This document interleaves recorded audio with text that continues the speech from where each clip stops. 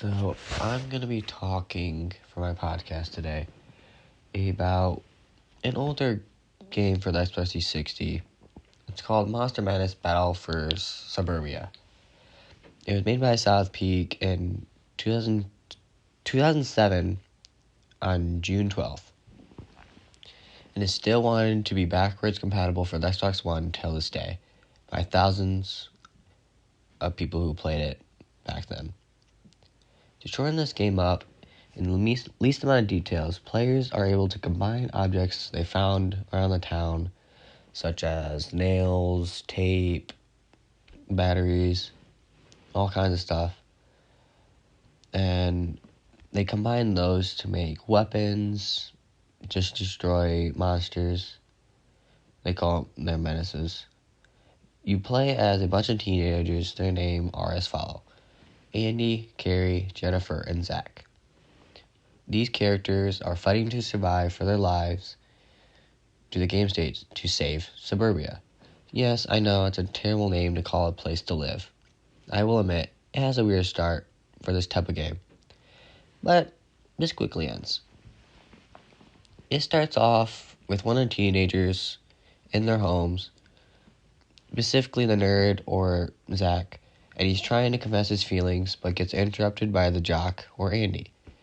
And then the popular girl Jennifer comes in right after, and they get one more knock. Who is it? Well, it's zombies. So they close the door quickly. They get estimated around 30 seconds before the attack and the house gets destroyed. They find weapons. I believe Zach gets an axe. Andy gets a plunger. I forgot. I think Jennifer gets knives. And Carrie gets a katana kind of sword. So after that, they get their first boss battle. I will admit, it's kind of not the best boss battle. It's kind of like you fight Indians at first. So right after that, they go out to, they leave the house, they see what's happened to their town, and they go out looking for help.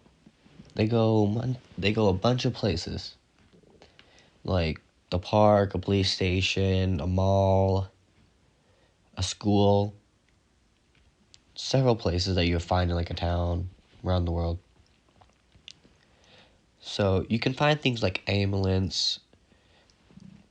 The ambulance you can use to transform into monsters.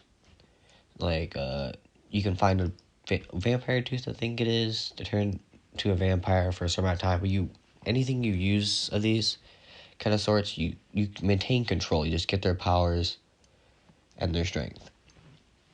So for killing these monsters, you get monster tokens. You can use these to buy and sell to the guy you find right off the bat. His name is Larry. He's in a biker kind of truck. Has red flames on it and all. So he crafts all that stuff for you. Later on, I believe it's at the mall, he creates you kind of like a mech suit. You have to, all these vehicles he creates, you have to use. And it overall helps you. But, he helps you throughout the game. There's an ending twist to it, though. So, technically, I would consider their first boss is a fat zombie. But literally right after that, you can counter it again, but it's not technically considered a boss. It's tall, big. And the second counter you would find at the park, which is a grandma. Which a cat that literally scratches your eyes out. But all these really aren't that hard to defeat. You get these sewing machines that they refill your health. You find ammo laying around. All sorts of monsters. Like demons, Bigfoot, killer clowns, or just evil clowns they call it, dogs, regular zombies, bomber zombies. There's all sorts of things. There's werewolves too, as I stated. There's also things like, so at the school, which I consider the hardest level, because once you escort, I think the janitor it is, into the school to the gym, you fight the gym teacher, but after that you get caught with weapons, they get taken away, and you have to sneak around. You can't get caught if you get sneak around and get caught. You get basically stuck. You have to restart into the principal's office. It's just a big ordeal, which overall is really difficult. But after you get done with that, get your weapons back and all that, and you fight, you go top of the roof and do several, like, stages of fighting. They're called Monster Mashes, I think it's called. No, it's called Monster Madness. And that's basically just a ton of waves of zombies attacking you for, actually, how many till they're all dead. Until they're all dead, it stops. You usually don't get any heals during it. You might be lucky to find it after, but on top of the school, you barely find any.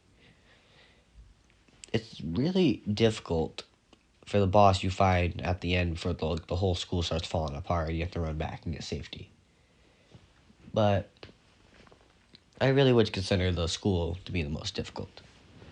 So you can either do co-op or local play. I usually consider local, just because you can do it with people that actually communicate with you.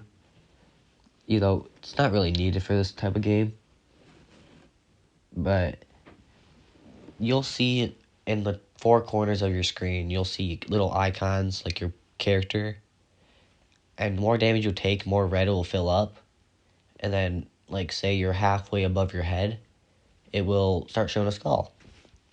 And once you fill that skull all the way up, you're dead. But if you have somebody with you, you can resurrect yourself. If you all die, or you're just alone and you die, you get this kind of like just blood covering your screen. And then it basically just says game over, but you get to restart from the last checkpoint. So, at like the police station, you go there looking for help, like they planned on doing in the start. That's when the second Monster Madness starts. And during that, you get your first vehicle. You have to run, basically, not run, but drive away up a highway, do jumps, avoid bikers, and just try to stay away from, technically it's like a garbage truck, but it has like very fast spinning blades in front of it that will instantly kill you. It's overall not that hard if you know how to drive, which takes a little bit to get used to, but overall quick process. So there's weapons. Usually people like, there's flamethrowers, nail guns. Nail guns and the shotgun, you get right off the bat. They're the easiest things to get. Shotgun's the easiest, but I usually go for the nail first. But later on, usually at the graveyard part, where you have to find bones for the, I kind of forgot what it's called. People who take care of a graveyard, but you find his body parts, basically, his bones that give him strength to open a door for you. And then I usually get like electric boomerang by then. Yeah, there's electric boomerang. There's several different weapons. You can get a turret, craft bombs, Molotovs, several different things. It's all relatively cheap. You also can upgrade your weapons. I typically don't upgrade them because I feel like it's a waste of money.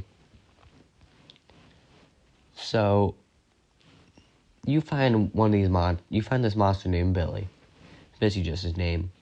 He just was a normal person. You fight him or encounter him multiple times. But near the end, you end up teaming up with him.